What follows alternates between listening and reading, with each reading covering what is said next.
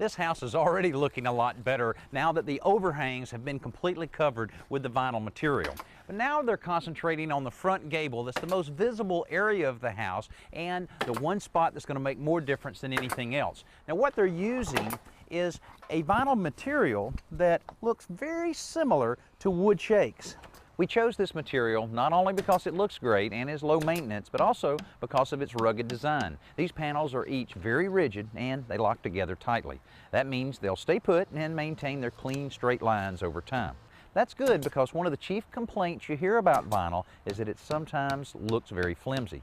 This stuff definitely is not flimsy. The manufacturer, Crane Performance Siding, has also addressed that concern with a lap siding called Crane Board.